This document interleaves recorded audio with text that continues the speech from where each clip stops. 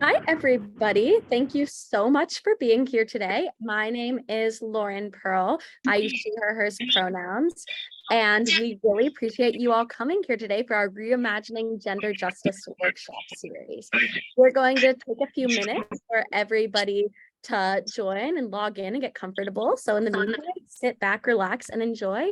Just a quick review of Zoom etiquette. We would love if everybody who is not a speaker for this panel could please mute themselves. Feel free to put any questions you have in the chat, and we look forward to learning with you. If it would be possible, please have your camera on just so we can make sure that we are on the same wavelength. But thank you so much for your time and look forward to learning with you. So sit back for a few minutes and we'll get started imminently.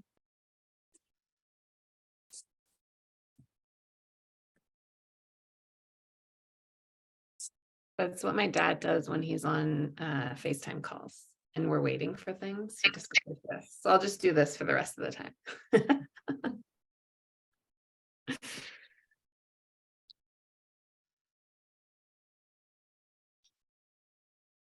How are people doing? Drop in the chat, like, how are you feeling? It's hump day, halfway through the week. You got this, guys. We're so close to Friday in a way. So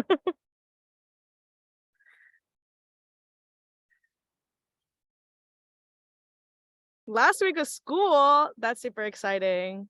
I've been on summer break for a few weeks now. I sympathize with the high schoolers who are still in school. Oh, there you go. What was it?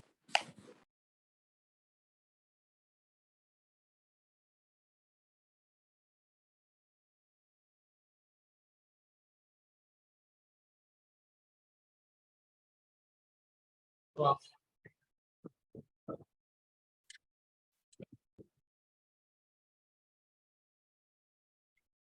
Okay, friends, it seems like we have quite the audience. So I'm really excited, as I said earlier, I'm really excited to be learning with all of you. My name is Lauren Pearl. I use she, her pronouns, and I'm calling in from the stolen Piscataway land of Washington, D.C. Thank you all so much for attending the very first day of our Reimagining Gender Justice Workshop series. Columbia Law School's ERA project has been hard at work to develop this lecture series to help gender equality activists from around the country develop a strong foundation in feminist legal theory, and political history in anticipation for the ERA Centennial Convention this July in Seneca Falls, New York. This year is the 100th anniversary of Alice Paul authoring and proposing the Equal Rights Amendment.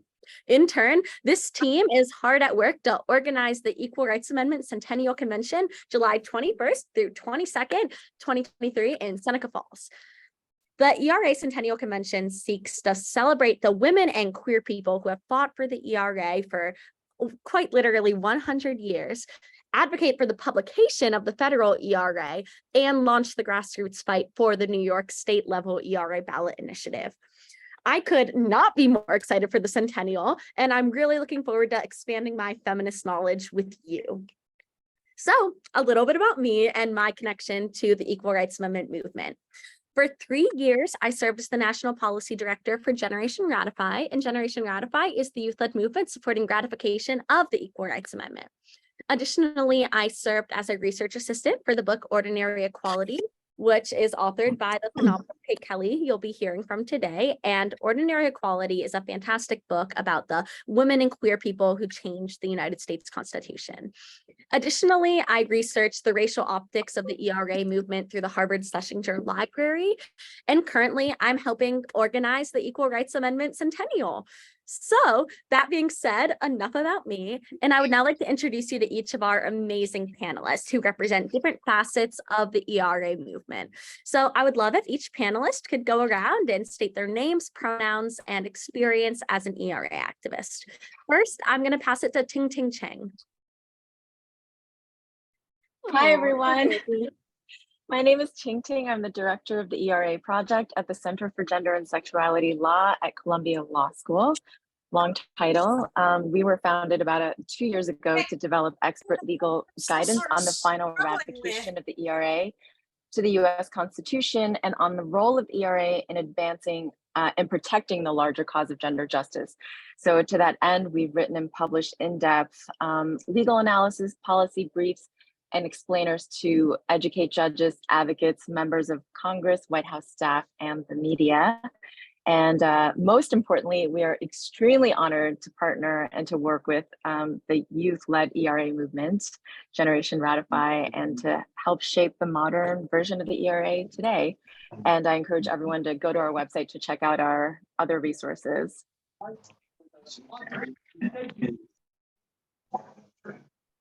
Should I call on someone? I'm Yeah, gonna I was call going to say. on Claudia.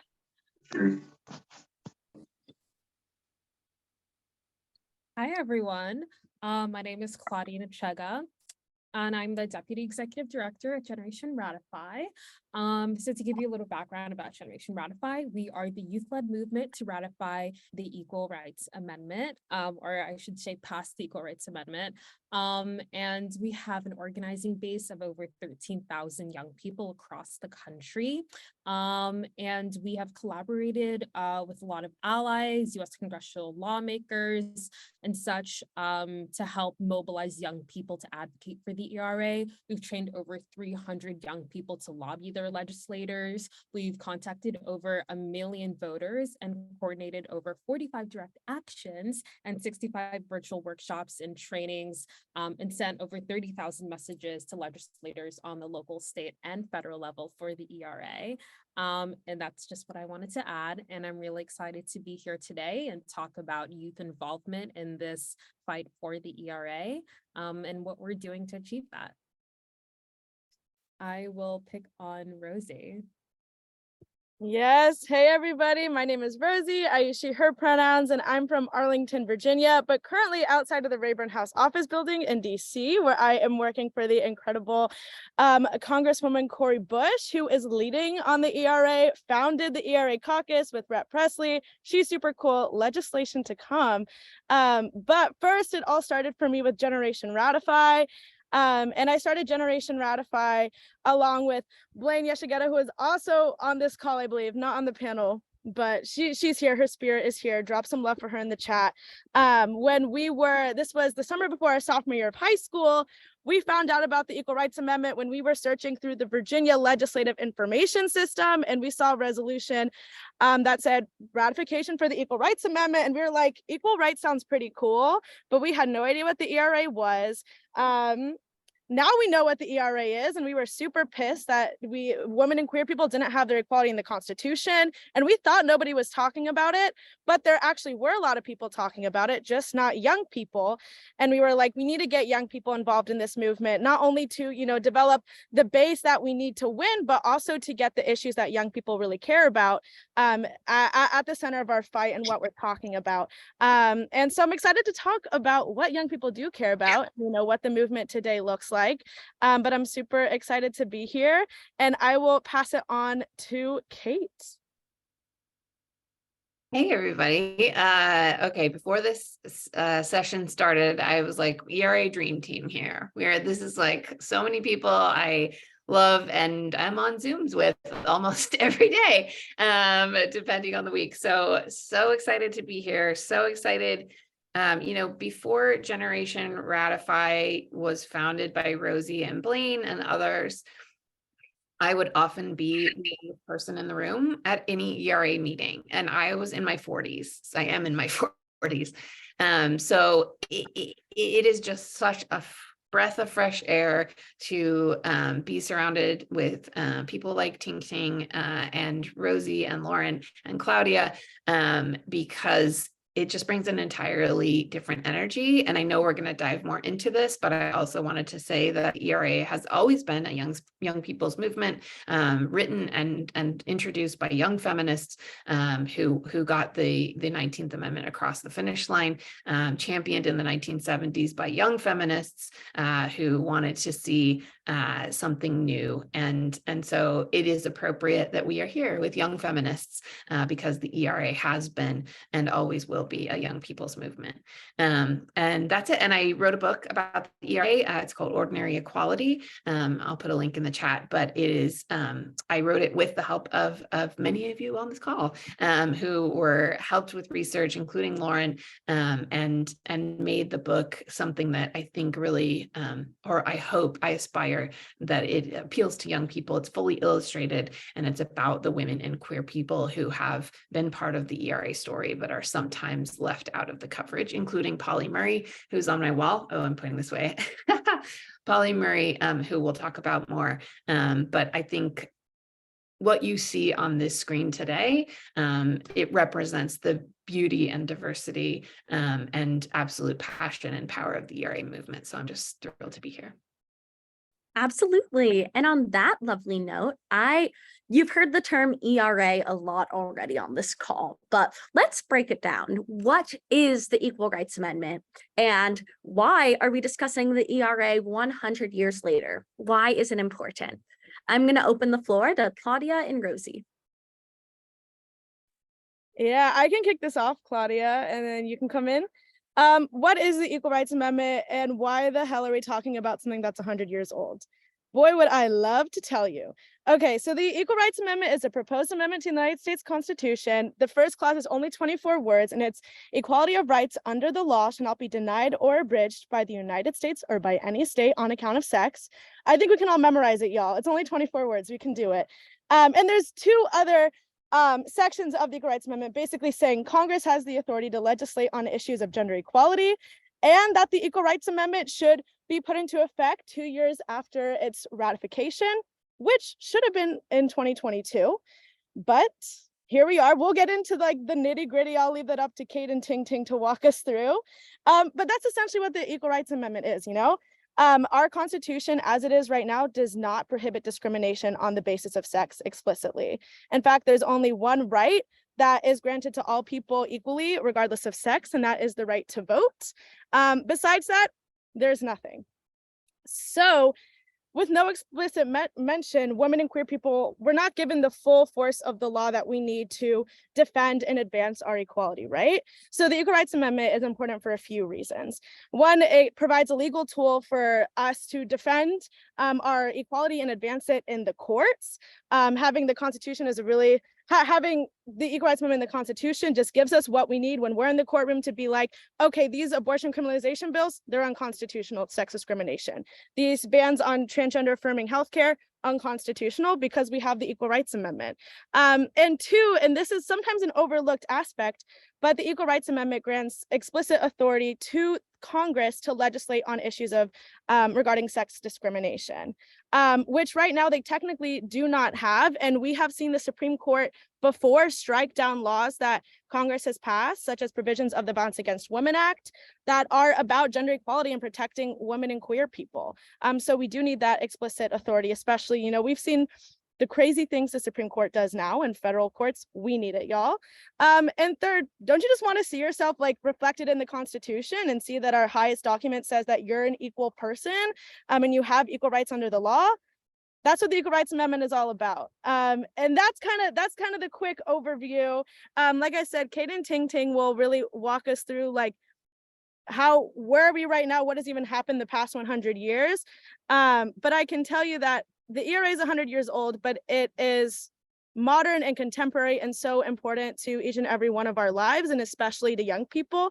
Not only are we going to be the ones that are around longest to deal with the consequences of action or inaction, but also we're seeing so many attacks specifically on young people right now that the ERA would defend against. Like I said, we're thinking about abortion. We're thinking about attacks on queer youth and trans youth. We're thinking about the weakening of Title IX and pervasive cultures of misogyny and sexual violence on our school campuses. These are all issues that persist because we don't have equality in our Constitution.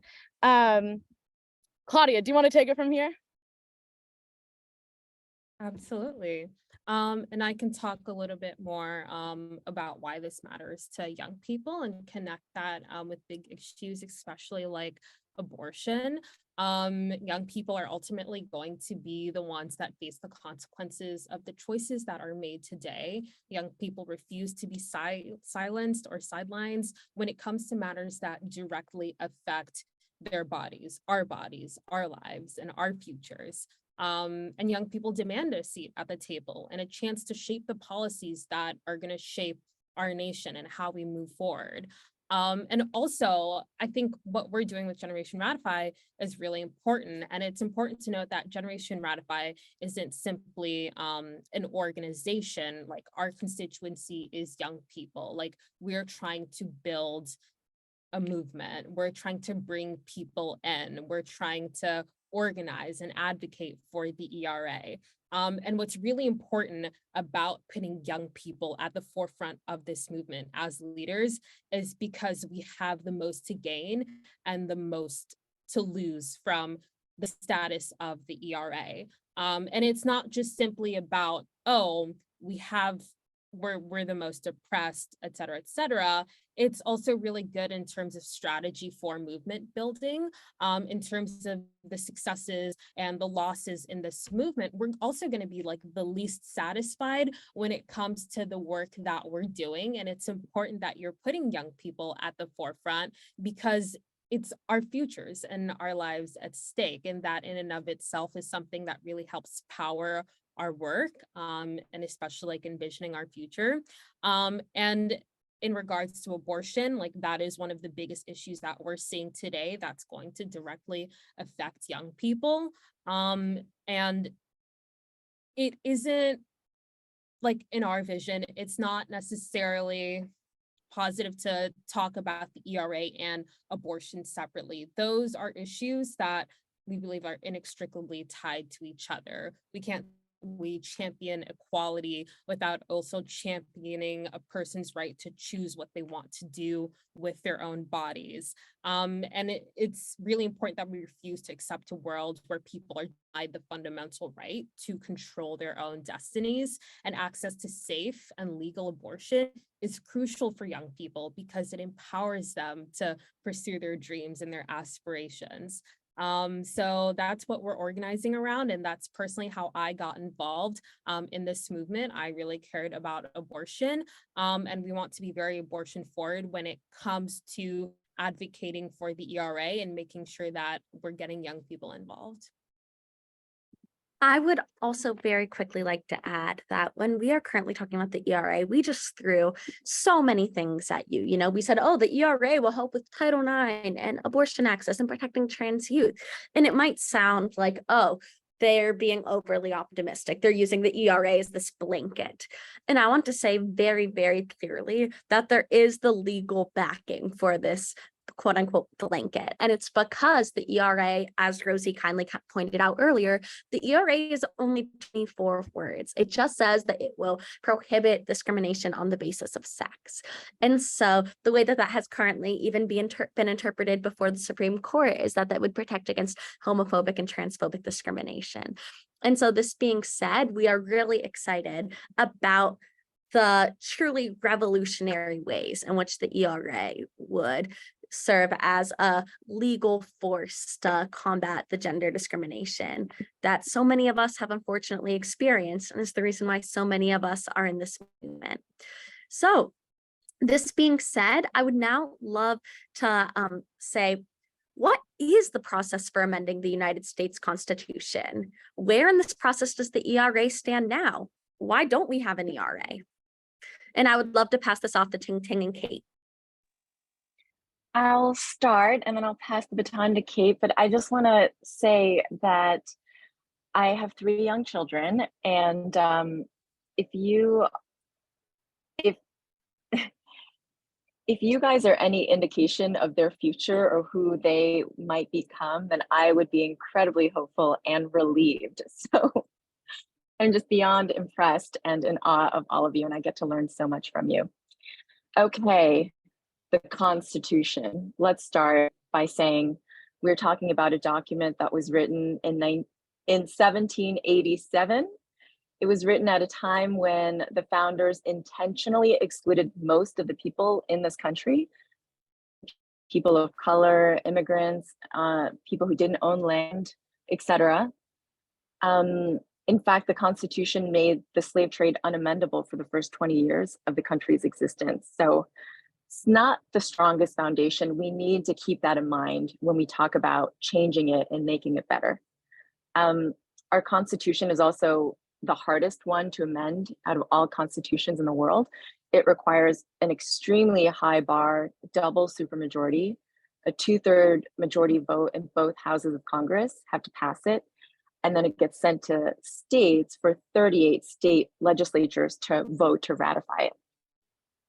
Now, the ERA is the only proposed constitutional amendment that has satisfied all of these very, very high requirements that is not in the Constitution. So that's like kind of like a mouthful, but just incredible. But the history over 100 years ago, on the heels of the passage of the 19th Amendment, Alice Paul and other feminist leaders proposed an ERA that would essentially take the 19th Amendment and the right to vote as a starting point and to fill out a broad, comprehensive set of principles that would essentially deliver on the promise of gender equality for all, right? So that was 100 years ago. Took a little bit of time, about 50 years passed. Oh, and then they introduced the language of the ERA to Congress every single year since 1923. In 1971, it was finally passed by the House. It was an extraordinary time in US history. Women's rights was a bipartisan issue, incredibly popular at the time, Republican-led initiative. And then in 1972, the ERA was also passed in the Senate, amazing. And it was finally ratified by all 38 states needed in 2020. So under Article 5, the constitutional requirement for adding text to our Constitution, we're done. And that is a requirement applied to all the other amendments in the Constitution. So what's the catch here? Well, when Congress first approved the ERA in the early 70s, they did attach a 7-year time limit to states' ratification. So the states originally had 7 years to ratify the ERA. It did expire 3 states short of the 38 states required. The time limit was extended for another 3 years. And when it expired in 1983, no other state ratifications happened. And so afterwards, the final 3 states to ratify happened in Nevada in 2017, in Illinois in 2018, and in Virginia in 2020. So just to give some sort of constitutional law perspective on the history of the time limits are not mentioned in Article 5. It's not a constitutional requirement at all. They weren't even imposed by Congress until the 18th Amendment and in the early 1900s. And in fact, the last amendment that was added to the Constitution that's broadly accepted as a part of the Constitution, the 27th Amendment, is called the Madison Amendment. It was written by James Madison, and it took over 200 years for states to ratify it. So given these facts, one can make a very strong argument that these deadlines are not consistently applied. They seem a bit arbitrary and therefore shouldn't be binding on the ERA, right? And certainly Congress has the power to take action to remove the time limit because they were the ones to impose it in the first place. And in fact, they have taken action to remove the time limit. In the House, they voted twice in 2020 and 2021 to remove the time limit. And the Senate recently in April voted to remove the time limit and were able to achieve a majority vote. Unfortunately, it is subject to the filibuster for now, but we can put a pin in that and talk about the filibuster later. But this is a really long way to say we are incredibly close.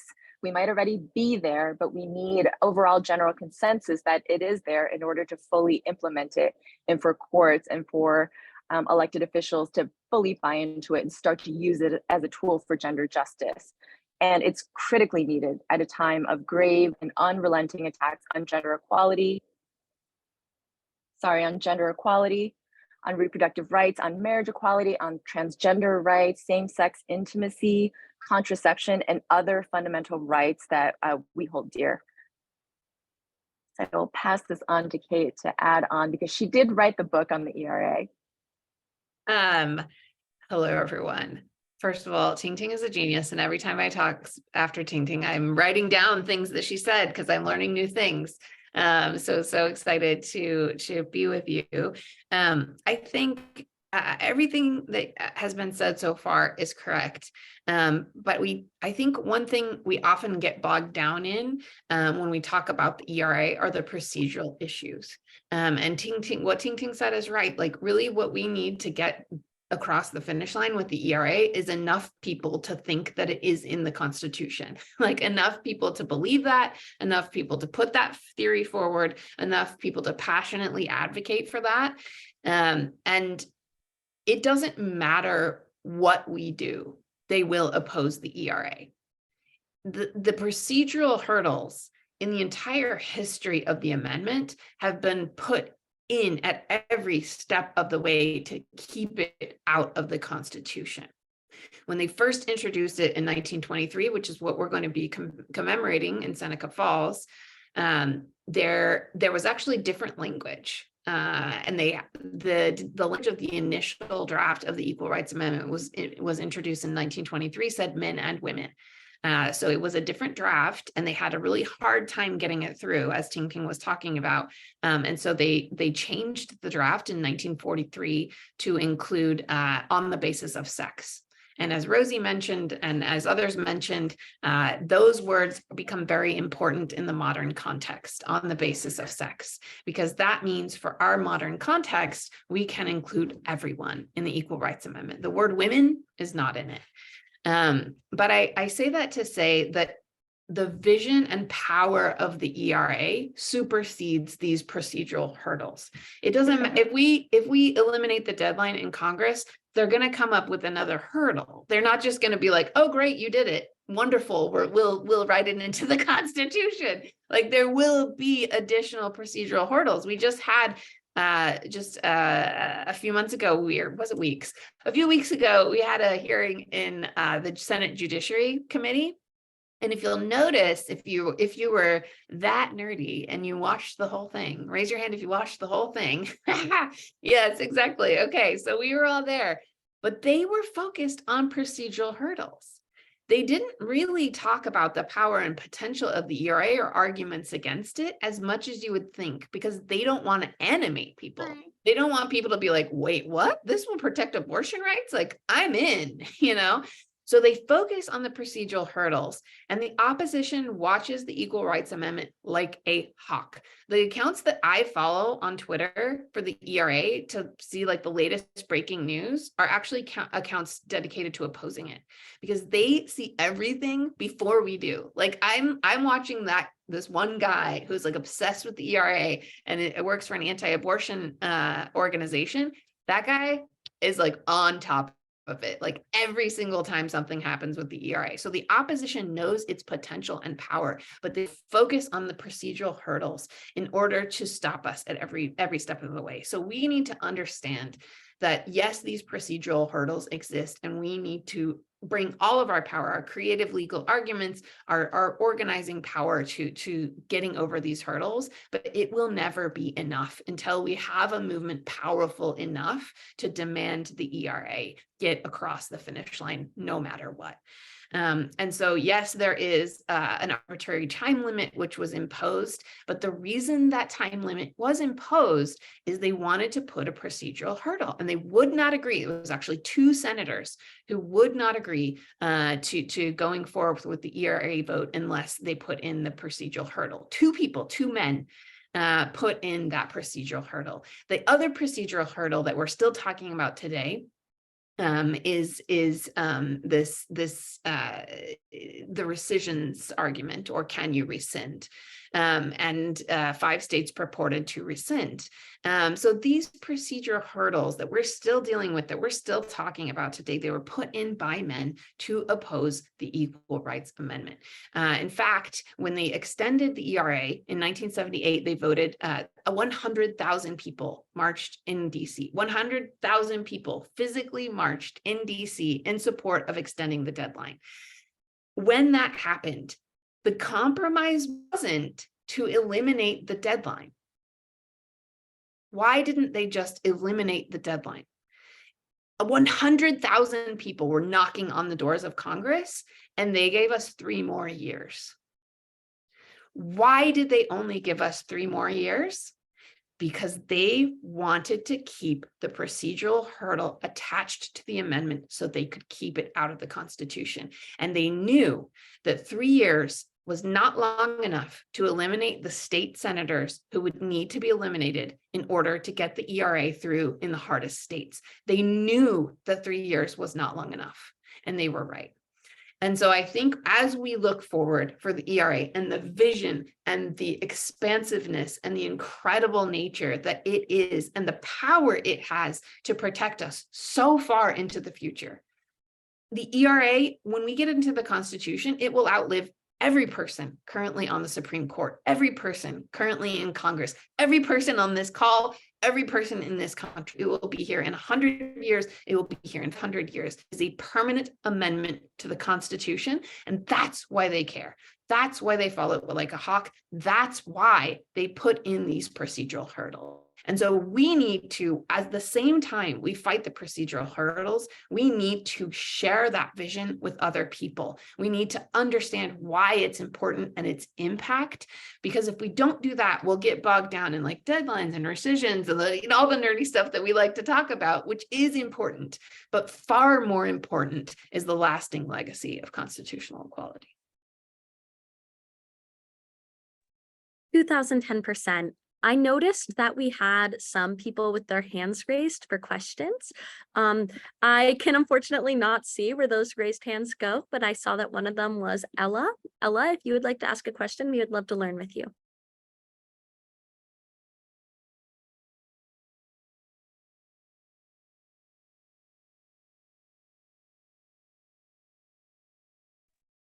Okay. In the meantime, a question just came in from the chat from GR's very own Kira. Kira said, I'm confused. Do states have the right to rescind ratification? If I have my history right, didn't Southern states previously try to rescind ratification for the 14th Amendment and it wasn't considered valid at that time? So wouldn't rescinding ratification still be considered invalid now? I'm going to pass that off to Ting, Ting, and Kate.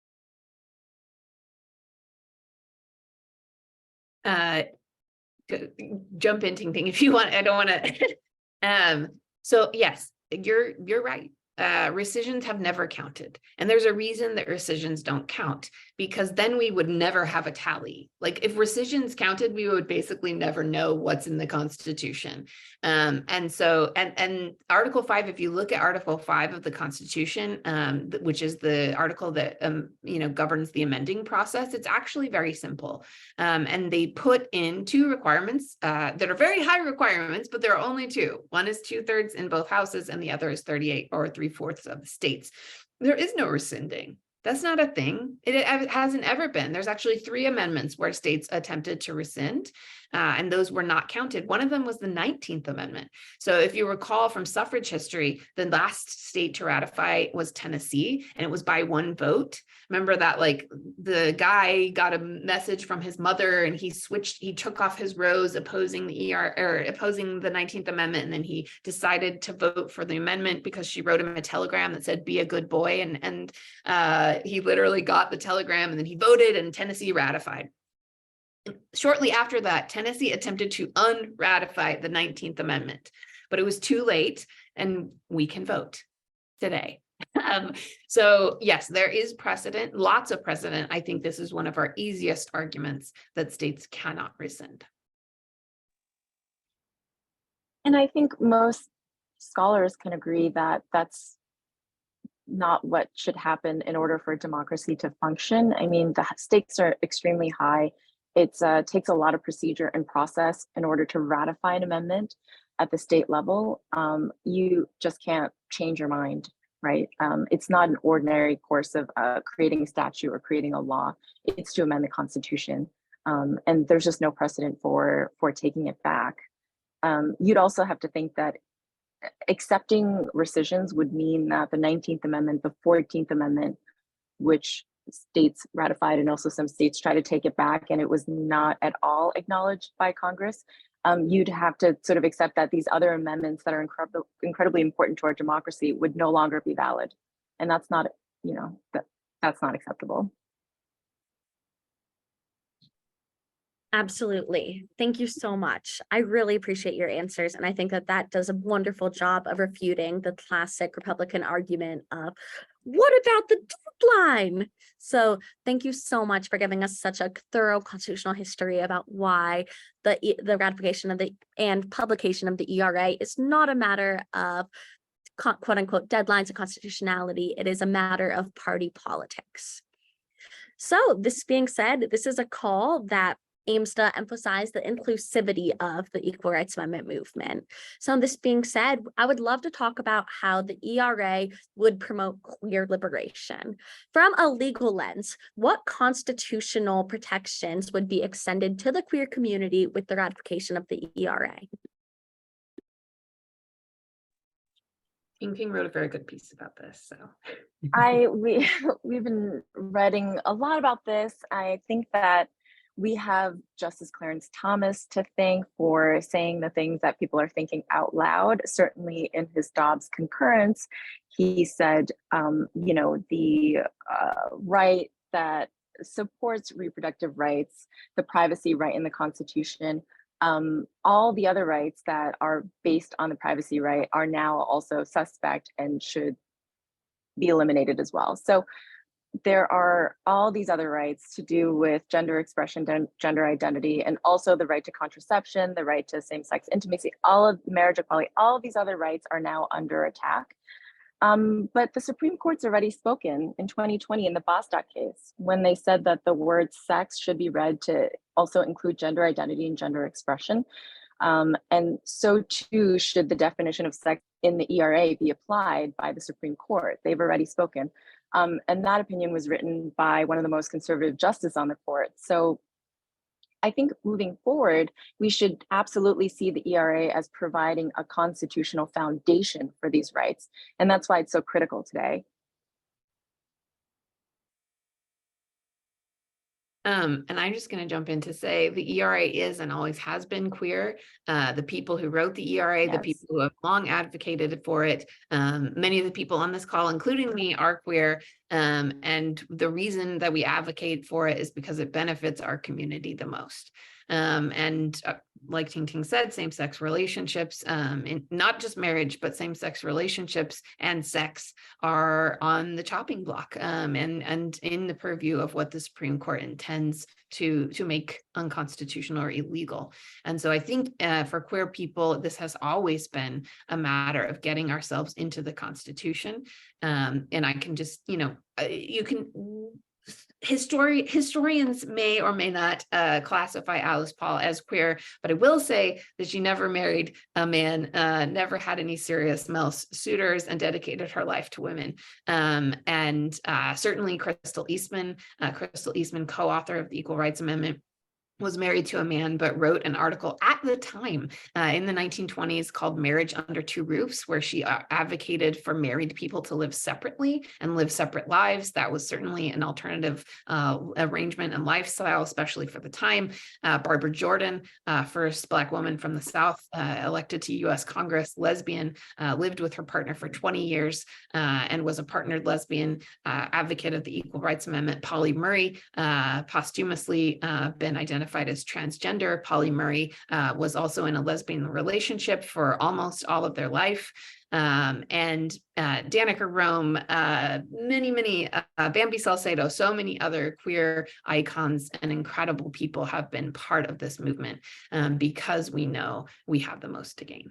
And I would like to very quickly add that we have consistently seen state ERAs include explicitly protection on the basis of gender identity and perceived gender identity. And additionally, so for example, the Nevada state ERA is one of the most queer inclusive that we have yet to see. That we have yet to see in America. So we are very excited to see that evolution within the ERA movement. And I would specifically like to add that when it comes to the Nevada state ERA, there's a woman who I entirely credit for revitalizing the ERA movement in the 21st century. And that woman is none other than Pat Spearman, Senator Pat Spearman.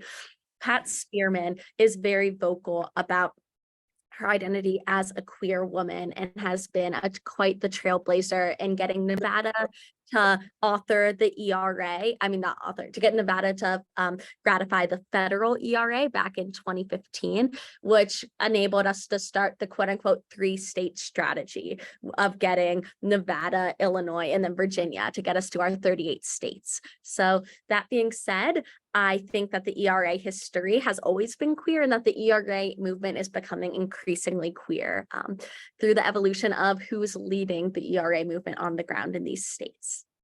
And Rosie, it looks like you have your hand raised. Yes. I do. Thank you for that, Lauren. State Senator Pat Spearman deserves all the love in the world. It was like decades after the deadline passed, and she was like, you know what? We're gonna bring it back. We're getting it done. And thanks to the ERA advocates and organizers in the state that worked right alongside her. And I would absolutely echo what Kate was saying. You know, queer people have always been leading this movement. That does not mean that queer people have always been centered in the mainstream discussion.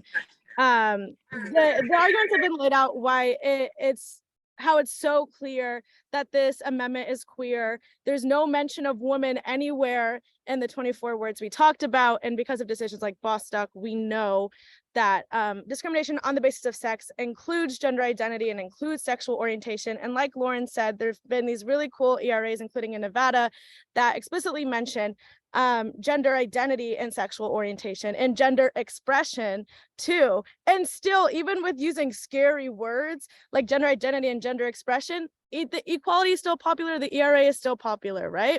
We don't even need all of that for our federal ERA to be queer. And I would just say, like Lola put in the chat, that while we're sitting on this call, Louisiana banned gender affirming care for minors. This shit is happening every day on state legislatures across the country, this attack on queer youth. And that's why it's so important for us to understand the harm and exclusion that is historic to the ERA movement of queer people and talking about queer issues and trans issues in this movement, and how we're here to change that. And that's why us being together is so important and organizing together. And that's why it's so important that we're getting together in Seneca Falls and like redefining who this movement is for and who it's about and who is publicly leading it. I'm queer too, like represent, you know, we're on the front lines too. And yeah, so I'm glad we're aligned on this, you know, and changing the narrative. And we also have people in Congress who are doing the work to bring groups in. We're seeing more LGBTQ groups openly embrace the Equal Rights Amendment too. It's absolutely an issue of queer liberation. Lastly, I would just like to say on this note about queer liberation that when we're talking about, because Rosie made a point of saying quote unquote scary words, ERAs that are including scary words, like explicitly saying that the ERA will protect abortion, or that the ERA will protect gender expression and gender identity. The ERA was the most popular thing on the Nevada ballot this election. It was more popular than any candidate, any other ballot initiative. This shows that equality wins and that people are excited and passionate, even in purple states, about supporting gender equality in truly the most intersectional form. So this being said, I'm really excited that we got to initiate that conversation about the ERA and queerness on this call, because this is something I'm really passionate about. The last question, not last question, one of the last questions is, how did existing legislative and constitutional loopholes allow for the ERA to be suppressed in Congress in the 1920s, 1930s, 1940s, as Julie Sook discusses in her wonderful book, which I highly recommend you all read, We the Women? How does Congress's treatment of the ERA's path to ratification, specifically the imposition of a 7-year deadline, compare to its treatment of other constitutional deadlines? Really quickly, Claudia, I saw you raise your hand and I wanted to see if you had anything to say. Yeah, I wanted to talk more about queer liberation and how it relates to young people, but because this question is about Congress, I'll also touch on that a little bit. So I just graduated high school, and I think what's so amazing about the movement with Generation Ratify is the fact that a few months ago, the US Senate Judiciary Committee had a hearing on the ERA. And this is one example of how in Congress, some lawmakers are detracting from some of the more important parts of the ERA. And like Kate and Ting mentions, like a lot of the discussion was about procedural things and all of that nitty gritty legal jargon that doesn't really draw a lot of people's attention and focus and interest. But to be sitting there in that committee in DC with other young organizers, people that are in high school that are 15, 16, 17, 18, and thinking to themselves, what's going on? Why are they talking about this? They're not doing enough. A lot of the narrative around the ERA, especially from what I've heard from older people in this fight, is trying to detract from things like abortion, like queer liberation. And I just want to emphasize the fact, like Rosie said, we are recentering that narrative and we're making this very abortion forward, and we're trying to emphasize the fact that the ERA is going to help queer people. It's going to empower queer people. We're giving them back power, and we want to see them succeed. And I also think that all right, give me a second. While you're thinking, maybe I'll just talk really quickly about the 7-year thing, if that makes sense. Amen to everything you just said. And I think, again, for the procedural hurdles, there's some questions in the chat about the 7-year time limit. We like to call it a time limit instead of a deadline, give it less power. So the time limits didn't exist for constitutional amendments, and it's nowhere in the Constitution, but they were instituted for prohibition. Prohibition was banning alcohol, and there was a lot of pressure for them to pass the Prohibition Amendment, but it was a totally bonkers idea. And so they didn't actually want it to pass. So they're like, okay, we're going to pass this amendment, but we're going to add a time limit to the ratification so it doesn't actually get in there. Joke was on them. It was ratified within a year. And then in order to get prohibition out, they had to pass another amendment. But every amendment after that, except for the 19th Amendment, had this 7-year time limit. So basically became kind of like a tradition more than anything else. As Ting pointed out, the time limits, many scholars argue that the time limit or deadlines on amendments are per se unconstitutional, Lawrence Tribe, among others. And then certainly almost, maybe Ting correct me if I'm wrong, but no scholars would disagree, or very few would disagree, that Congress has the power to impose and erase those time limits. So a past Congress cannot be bound by, a future Congress cannot be bound by a past Congress. And so the current Congress, pretty much no matter where you fall on the deadline argument, has the power to remove that deadline.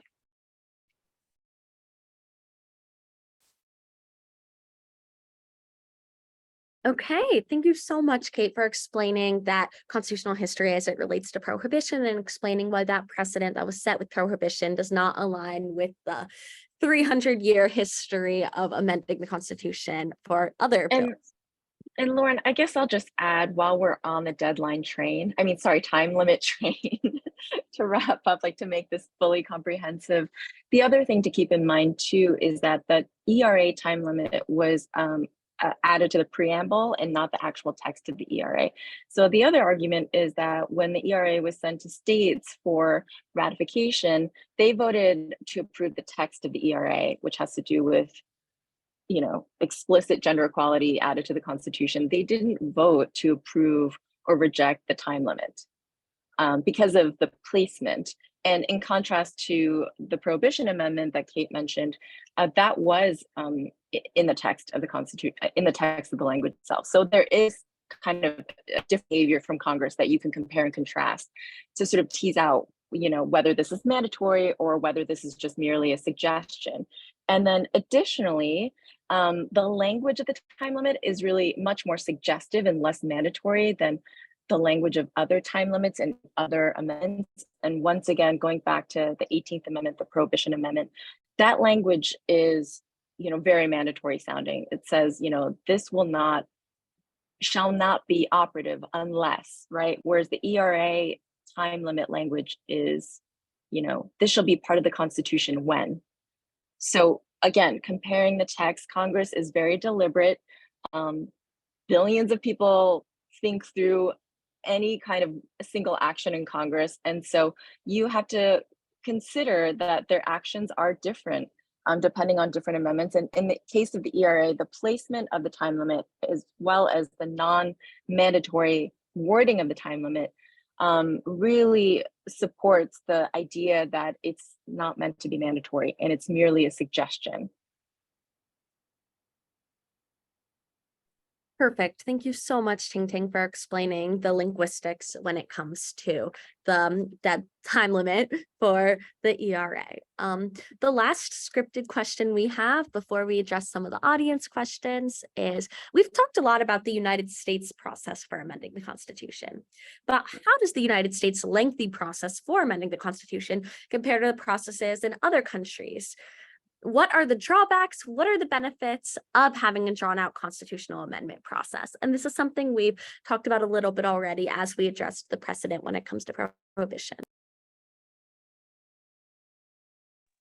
I can start and then I'll hand it off to Kate. I mean, we are the only modern democracy without explicit gender equality in our Constitution. That's the first problem. We also have the hardest Constitution to amend, and that's the second problem.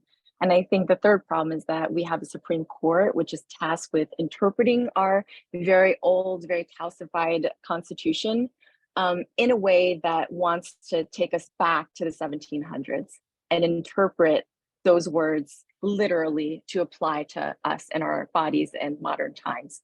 So that's a big problem. And in comparison to other constitutions in other democracies, it's there's no comparison.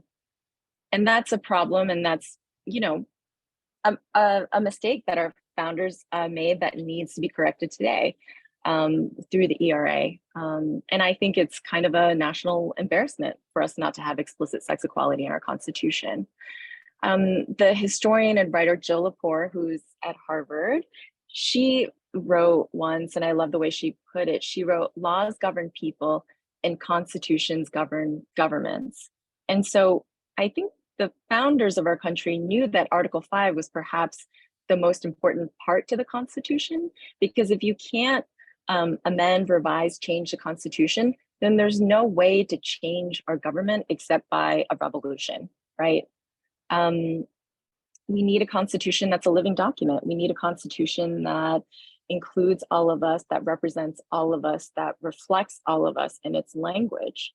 And I say that, like, other modern democracies have, also a high bar in amending their constitutions, but they do it all the time, in European nations that are long existing, older countries than us, but, in France and Germany and Ireland, they've amended their constitutions to bolster their gender protections in recent times. And that's really encouraging to see.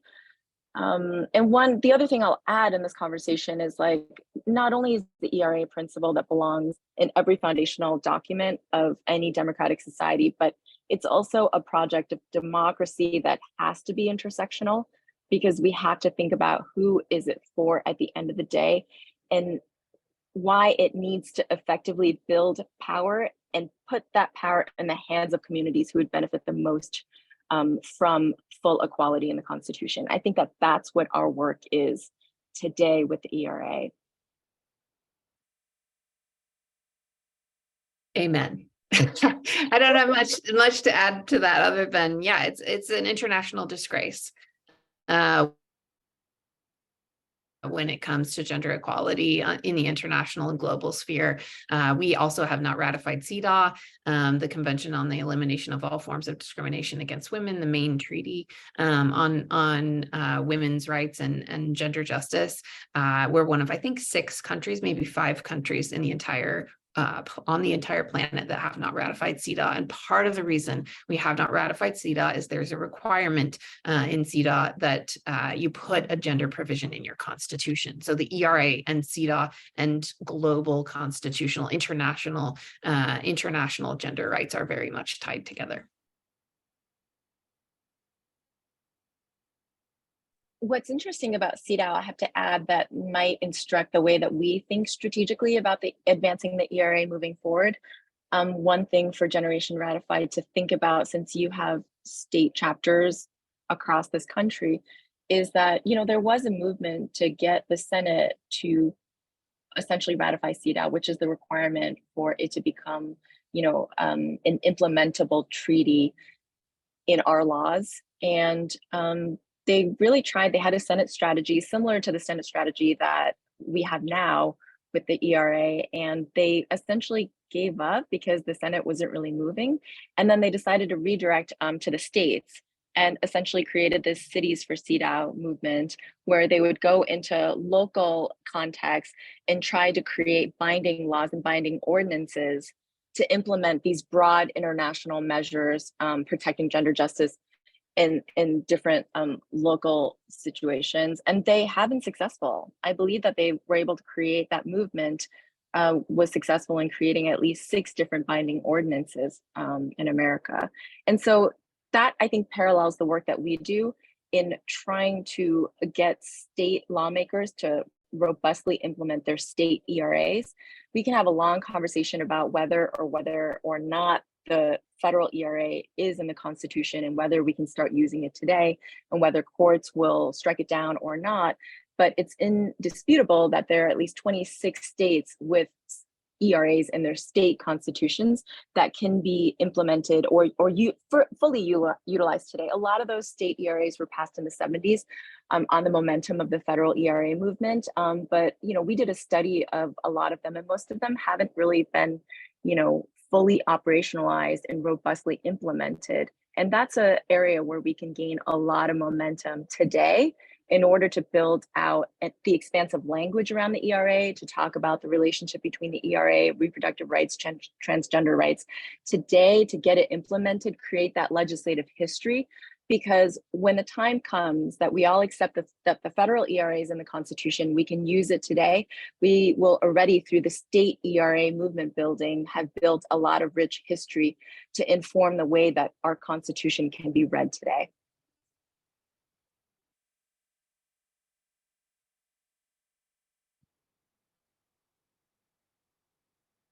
Thank you so much for giving us that international lens and context, because so many of us are born and raised here in America and therefore lack that understanding that our history with gender equality is pretty unusual, or sorry, our history with gender inequality is pretty unusual. So I really appreciate you highlighting that. That is the end of our scripted questions. Now I would love to invite you all to engage in conversation with us, to ask the questions you've been wondering about the ERA.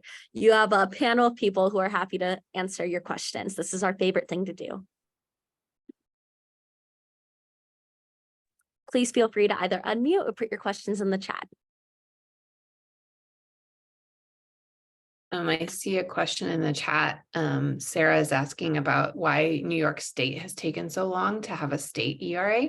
I think it's a super interesting question, and I'm not an expert in state level ERAs, but there's like a really wide range of when they passed. So like for Utah is one of the first. I'm from Utah, and one of the first ERAs, it's from 1896. So their ERA is actually from their original state constitution. They put in a gender provision, and there's a lot of backstory to why they did that at the time. It involves polygamy. So they practiced polygamy in Utah, and they wanted to keep practicing polygamy. So they were trying to get statehood and prove that polygamy was not bad for women, or that they didn't oppress women.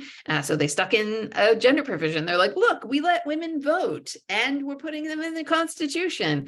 And then there's also a provision, a somewhat limited ERA in the California Constitution from the 1800s. And then there was a spike in the 1970s. So there was the same fight with the federal ERA. Then people were like, okay, while we're fighting to ratify the federal ERA, we can do a state ERA. So a lot of state ERAs mirror the federal language and are from the 1970s. And then now there's this modern movement. And I think the modern movement for state level ERAs like goes back to this question. Like it's 100 years long, this fight. because we're always going to return to the fundamental inequality in our most basic law. It's never going to go away. Like if we don't get it done now, it's going to come up in the next generation. It's going to come up in the next generation. Like we have to change the foundations, and we have to change the Constitution. In our country, that's the Constitution. And so I think it'll just keep ebbing up. And this most recent fight really started as Lauren mentioned earlier, with Pat Spearman ratifying the ERA in 2017. And what happened in 2017, obviously, was the women's marches and the response to the election of President Trump. A lot of people were like, wait a minute, like we need protection. We need a federal ERA, and we need these state level ERAs. And so that recent movement, I think, is part of the reason Nevada has a new ERA. And like Lauren said, this Nevada ERA it covers race, color, creed, sex, sexual orientation, gender, age, disability, and national origin. So it's like much more expansive. It's the first time that I'm aware anywhere, not just in the United States, where gender identity and expression are in a constitution. It's groundbreaking, it's radical, it's incredible. And that ERA, that expansive ERA that mentions gender expression, like think about that, gender expression in a constitution, not gender identity, gender expression in a constitution, I think is just like phenomenal. And I talk about it with my partner is a butch lesbian, and she talks about that a lot. Like she does not conform with the gender expression that's expected of her gender assigned at birth, and to have that constitutionally protected is very, very powerful. And so this New York State ERA is also expansive. It's not, I know Ting was part of the fight, and other people were part of what was going to be in the language and how it was going to be included. And it's not as inclusive as everyone had hoped, but it does include two words that are very important. Actually, three words: pregnancy and pregnancy outcomes. So those words are explicitly included in the New York State ERA, so that it combines, a lot of states are talking about doing abortion amendments. I feel like that's very limited. Why don't we do expansive amendments that include both gender identity and expression and pregnancy outcomes, so that we can have these abortion amendments and solidify abortion access in our constitutions on the state level, but also have like gender equality as our North Star. So I don't exactly know why New York State is late to the party, but it's going to be a great party. 2024, it's going to be on the ballot. And somebody in the chat did mention, it is a blue state. And I think that that's a really important point to make, which is there's a lot of risk in being comfortable. I sometimes play out some funny scenarios in my head. A lot of what's created the sort of this new version of the women's rights movement is because of the election of Trump, right, in 2016. And so sometimes I wonder, would we be here today talking about the ERA having 38 states ratify if we had a Hillary Clinton for the last two presidencies? Would the feeling have been, well, we're good, and so we don't need to push the envelope. We don't need to think outside the box, and maybe we don't need to empower women of color and queer leaders in state legislatures to think about how to be expansive and how to take that step to create real durable protections for everyone, right? Not just very privileged white women. So I think that in New York, that's one of the questions. I mean, there is a state constitution that is pretty robustly utilized that does protect, on the basis of race and religion, but not gender. And this is an opportunity in New York to be very expansive, maximally strategic, and then to add in all the reproductive rights elements to it too.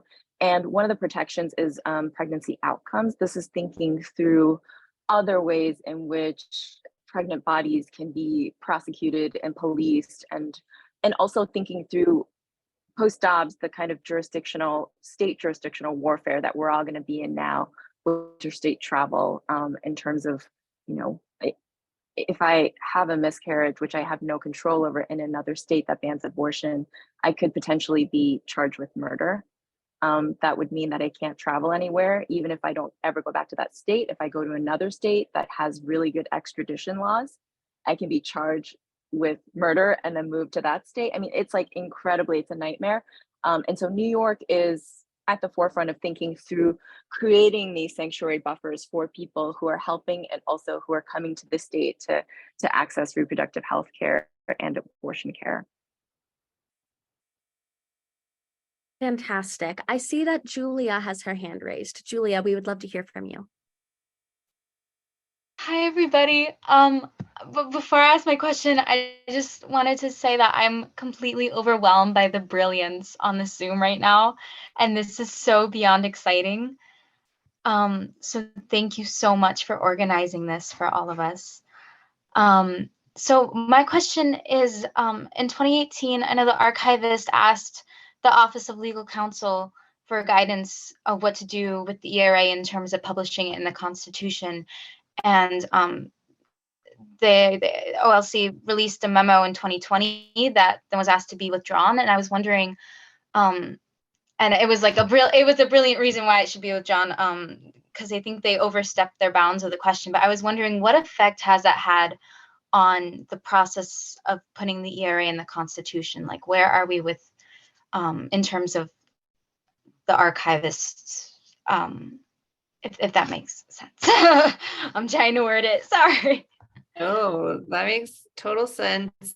Like, this is why I love Generation Ratify, because you all are so nerdy and know so in the best way possible and know so much about more than 99% of Americans about this. So thank you so much. And I'll just say really quickly, so the OLC memo, the new revised OLC memo by the Biden OLC was very short and very specific, and said that the Congress has the power to act. So the current administration has routinely and like repeatedly pointed to Congress to act. And so essentially what that new OLC memo does is just kind of like free up the question. I mean, there's not really a question. Congress wasn't waiting on the president. There were several bills to eliminate the deadline already, but that simultaneously frees them up to act and also like allows the executive branch to sort of pass the buck and say like, oh, it's for Congress to do. And honestly, that's kind of fair in some ways, because again, we're very focused on Article 5, and Article 5 leaves the entire amending process up to democratically elected branches. And that was by design. So it's by design that the only two groups that get to decide what's in the Constitution are the Congress, federally elected legislature, and then state legislatures. So groups of people chosen by the people. And so the courts have no role in the amending process. Those are unelected judges. And the president also has no role in the amending process, technically under Article 5. So the fact that the president is pointing to Congress is like a very straightforward interpretation. And then that's kind of like my legal hat. And then my activist hat, my activist hat that with Rosie and Claudia and Lauren and others, closed down Constitution Avenue for 5 hours in the middle of rush hour traffic in front of the archives. My other hat is very frustrated with that answer, because it's easy to point to Congress when you know there's no path to 60 votes for the ERA, and in the current House, there's no path to anything. There's not a path to a discharge petition. You have to have 218, so you'd have to have 5 Republicans vote to get the ERA to the floor, and that's just unrealistic, unfortunately. So yeah, it's frustrating to have the president pass to Congress something he knows they cannot, or at least in the current moment, they cannot do. And OLC memos are not legally binding. They are a part of the executive branch. They're part of the Justice Department, and their kind of posture and their leanings politically tend to change depending on the administration. So every election cycle, they sort of like go back and forth. They actually did a study of instances in which the OLC has, when there's an administrative change, then kind of withdrawn their opinions, and that just essentially happens with every new election cycle. And so it really is more politically motivated than it is like a place where kind of deep foundational constitutional law questions are contemplated and that everybody looks to. I think the best or worst example of this is obviously the torture memos, which were written by OLC and which were promptly withdrawn because we don't do torture. So, think about the OLC memo that the Trump administration authored about the death of the ERA in that light. And then certainly with President Biden, I think he just really wanted to appear not to be so overtly political like the Trump administration. Best case scenario, he should have just withdrawn that Trump era OLC memo because it was deeply problematic, especially the third section that went way beyond the bounds of the executive branch and said, well, Congress cannot create any laws to lift the time limit. Besides the executive branch, they have no place in talking about that even. Rather than just getting rid of it, they just wrote a new memo to essentially neutralize the Trump memo. So at this stage, I don't see it as any kind of barrier to the ERA. Thank you so much. Robin, we would love to hear from you. Oh, well, thanks. I have a question, and I'm kind of speculating into the future. It's hard for me to imagine, given that we're going into a presidential campaign, that we're going to see a lot of movement on this, before we have an elected president. But if Biden is elected, I am wondering if that then would give him maybe more of an opportunity, there's not much risk to his just pushing through the ERA with all the might that he has. And I'm just wondering if you have any thoughts about that. We're probably not going to be in a great position if a Republican is elected, who knows? But if Biden does get reelected, this could be an important part of his legacy. Absolutely. That is something that we are all thinking about. And so Kate played a vital role in, before Biden's State of the Union address this year, issuing buttons that said to everybody, Biden certify the ERA. And we do staunchly agree with you that President Biden has the power to publish the ERA and certify the ERA. However, we also proactively can see that would lead to legal battles regarding the ERA. They would say, oh, he amended the Constitution with just an executive order. What's that? How on earth is he able to do that? How can one man amend the Constitution? When obviously we know it is not quote unquote one man, and that it is quote unquote a century of work of queer young people of color. But we kind of feel within the ERA movement as if, quite truthfully, that any action regarding the ERA would likely to invoke controversial legal action from the opposition. And so this being said, that is not something that I personally believe should halt Biden from publishing the ERA. And I think that's something that publish it and let the lawsuits happen, but let's get it in there. And I think that he's far more likely to do that in his second term. It could be a sterling part of his legacy. So it'll be interesting to see what happens. I don't see anything happening before the election, though. That doesn't seem plausible to me. Absolutely. Thank you so much for sharing that. Ting, do you have to add? I saw that you were nodding. Oh, I was just thinking that there are people who might spend their entire lives litigating against the ERA, but no one's going to ever litigate against the 27th Amendment, right? I'm just thinking about the kind of cultural change that needs to happen on the ground to foment some real action, both in terms of political change in political leadership, change in judges. And I think that the work that you all are doing, thinking through this issue on all cylinders, you think about state courts, you think about state laws, you think about the archivists, you think about constitutional reform. So I just want to say, like, our future is in your hands, and you're really leading the effort, and it's monumentally important.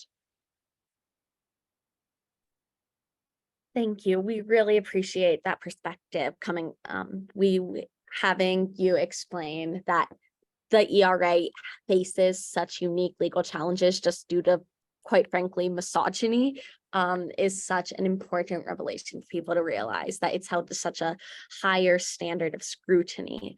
And I really think I appreciate you highlighting that. Does anyone else have any questions before we wrap up? I really appreciate how engaged this audience has been. The fact that we got so many questions throughout the chat and that people were so happy to chime in and stay on this call, we really appreciate and we love learning with you. Okay, if that's all, thank you all so much. Next week, we will be having another fantastic lecture through this centennial preparation. So get excited. Next week, we will be talking about gender justice in the law, historical and existing frameworks. So we're going beyond the ERA and talking about the broader scope of legal history within the United States. So I personally am really excited for that lecture, as we again get to hear from some fantastic legal scholars. You're going to be hearing from Catherine Franke, who runs the ERA project at Columbia Law School, Michelle Callan, and Ria Tobacco Mar. So it's quite the panel. My brain's going to expand tenfold from learning from them. So this being said, thank you all so much for being here. Please tune in same time next week, 6 p.m. at Wednesday. And really quick before we go, I just want to ping some links in the chat so you guys can also check out the Centennial Convention that we'll be going to in Seneca Falls, and also some opportunities to like help recruit people to like these spaces, actually to Seneca Falls too, and be a part of this. Absolutely. Thank you so much. I really appreciate you sharing those resources, Rosie. In the meantime, we will be sending an email following up with all of those resources, but thank you all so much. It was such a pleasure learning with you, and I really appreciate it. Thank you for your support in the ERA. Let's get this thing ratified. Have a lovely night. Thank you very much. It was great. Thank you, Robin. We appreciate your participation. Have a great day.